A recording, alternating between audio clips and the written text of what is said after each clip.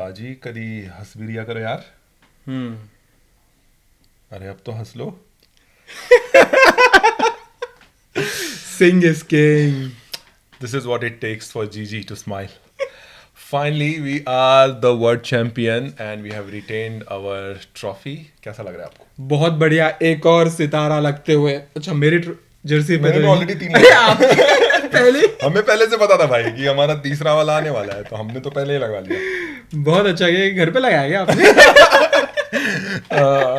जो भी है यही है अब सच्चाई, तो वो तो झूठ है। Either ways, welcome back guys, और thank you so much for joining. और स्टार्ट करते हैं आज का episode. We are so happy for this episode because हम फाइनली जीत गए हैं world cup, and let's begin now. How's that, mate? mate?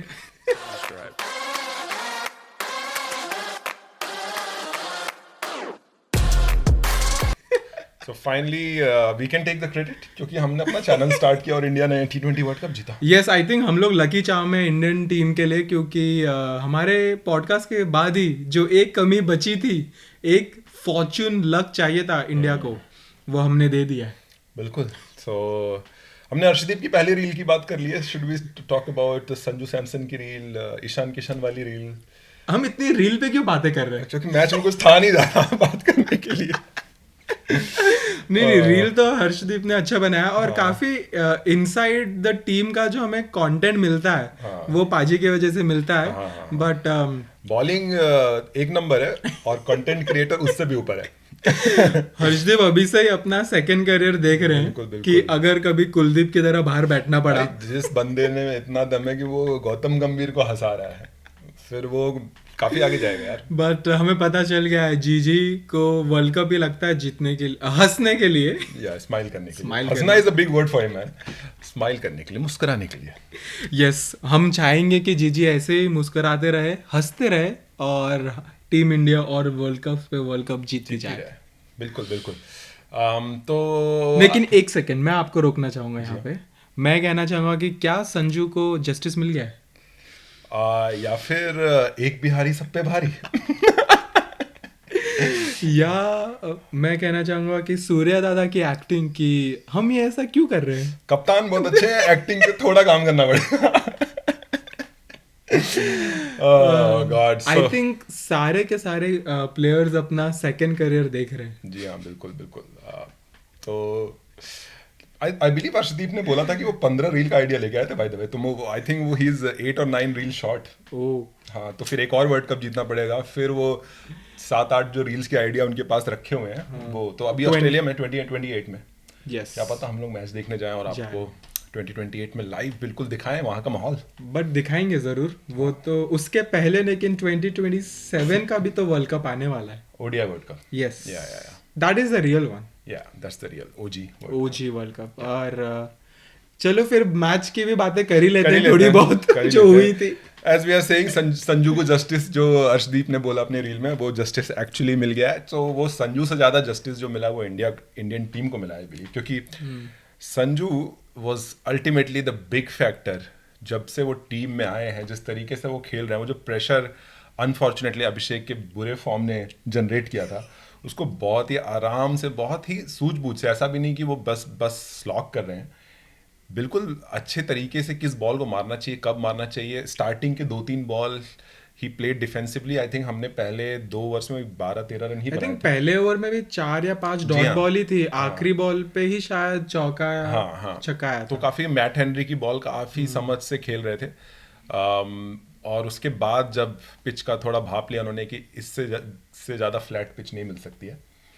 I think Ahmedabad का भी कर्ज टूटा है। बिल्कुल कर्ज टूट गया अहमदाबाद का फाइनली। और there are more reasons for Mota Bhai to schedule all the finals in Ahmedabad now. लेकिन वही कहना चाहूँगा कि यहाँ पे संजू का तजुर्बा भी इम्पोर्टेंट था, काफ़ी एक्सपीरियंस था, अच्छी इनिंग्स खेली, और एज आपने बताया he was the foundation, because Abhishek का जो बल्ला नहीं चल रहा था उसके वजह से। बट ओवरऑल मजा आया देख के। बिल्कुल। अभिषेक शर्मा को भी कह सकते हैं कि वो फॉर्म में आ गए। उन्होंने 52 बनाए 21 बॉल पे। हालांकि मुझे लगता है कि मिच सैंटनर ने ट्रिक मिस कर दी थोड़ी, क्योंकि उन्होंने सेकेंड ओवर अपना जो दिया था स्पिनर को, आई बिलीव ग्लेन फिलिप्स, वो मुझे लगता है कि कंटिन्यू रखना था, थोड़ा रिस्क लेना था, हो सकता आई थिंक वो डर गए थे, वही फैक्टर जो संजू का काम किया उधर की, वो डर रहे थे कि शायद संजू काफ़ी मार सकते हैं उस बॉलर को, बट थोड़ा रिस्क लेने की ज़रूरत थी वहाँ पे, आई बिलीव। अब उनके कोच और न्यूजीलैंड सोचे अगले वर्ल्ड कप तक कि कैसे और रिस्क लिया जाए और कैसे टीम इंडिया को अगली बार हराया जाए, बट हमारे लिए तो अच्छा था। हमारे लिए अच्छा था, पर मैच बहुत बेकार था, I will be very honest with you. मुझे लगा कि it was not a final वर्दी मैच, और कहीं ना कहीं वो सबको लगने लगा अल्टीमेटली कि south Africa was bit unlucky कि वो फाइनल्स में नहीं आए। मैच बिल्कुल वन साइडेड था एक्चुअली। वैसे हम जीत तो गए मैच के लिए, लेकिन वो जो एक इवेंचुअली जीतने की जो खुशी रहती है, जो एकदम एक्साइटमेंट रहती है कि वर्ल्ड कप फाइनल है, मैच कहीं भी जा सकता है, वो इतना था नहीं, बट एक काफी अच्छी विक्ट्री रही।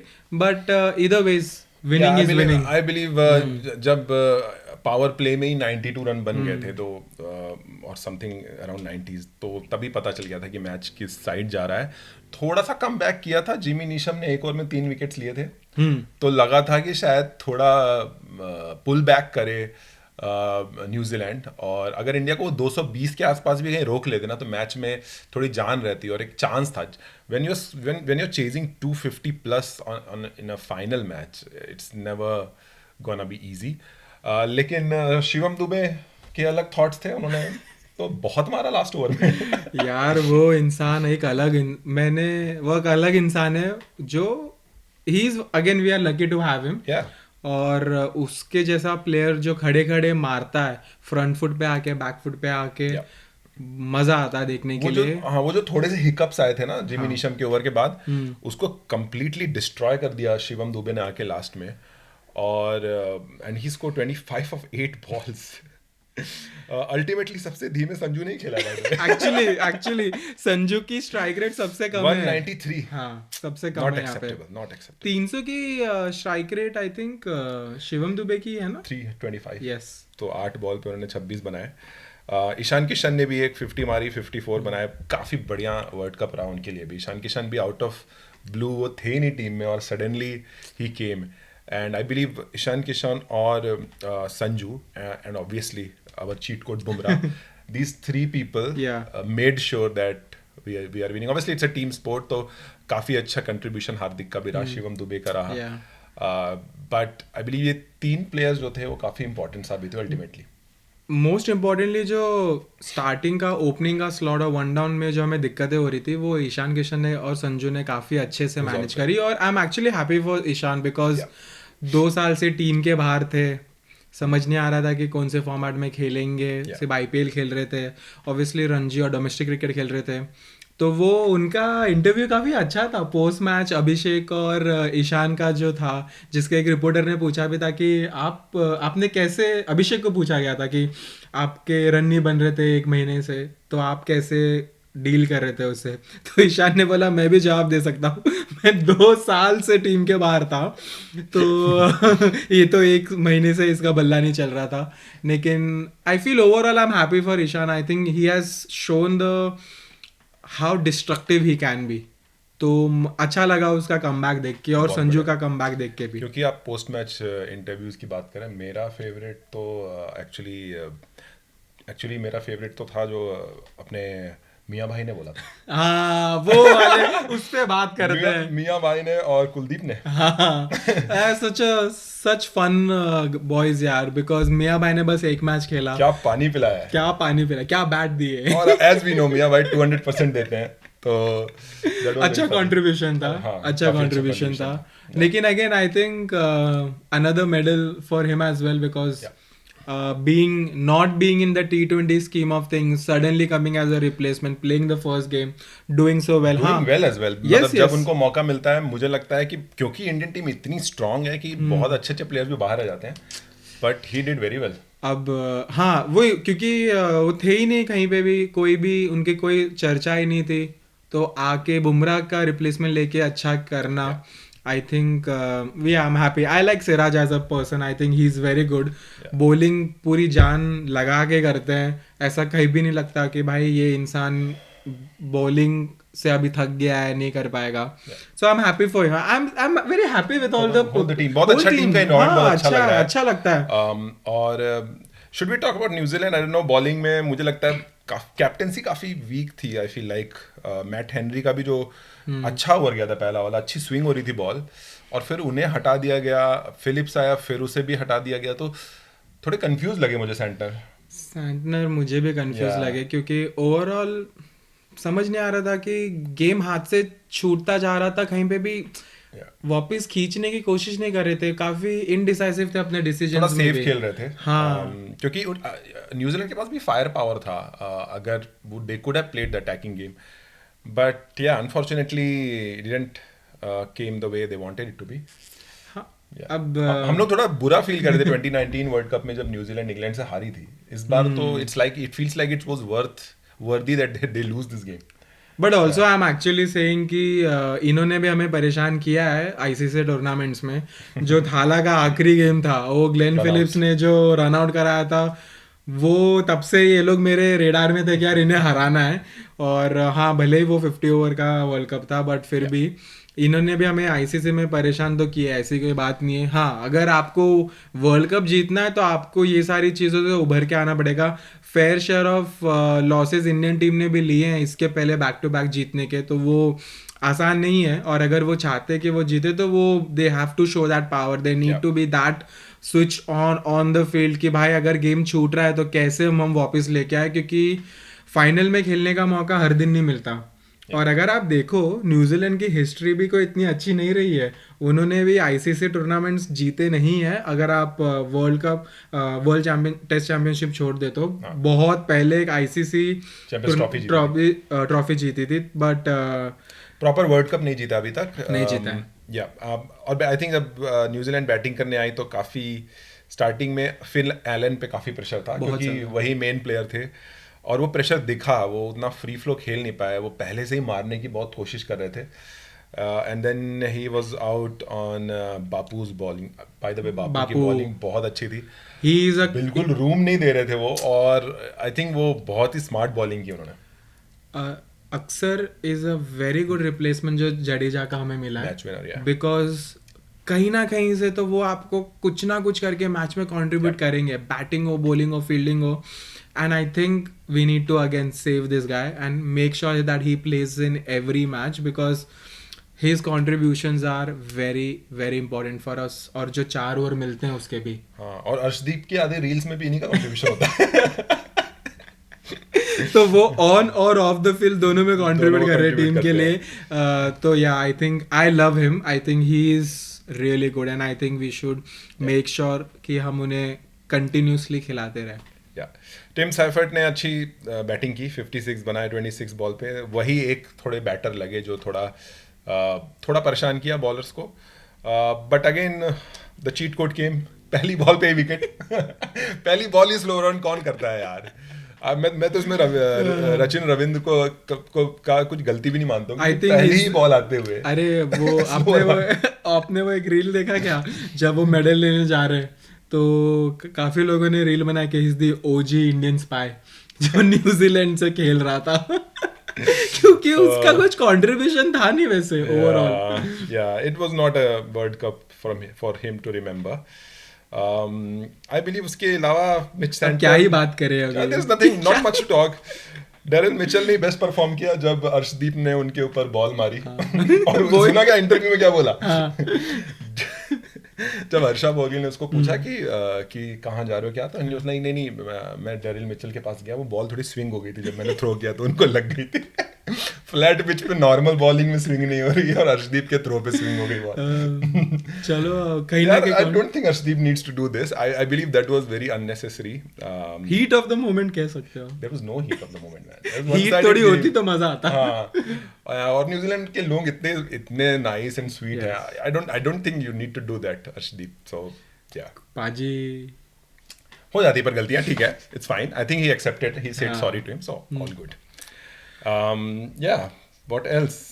मैं तो बात करता हूँ कि ये अपने इसके अलावा जो आसपास स्टेडियम में हो उसकी बातें करते हैं. बिल्कुल.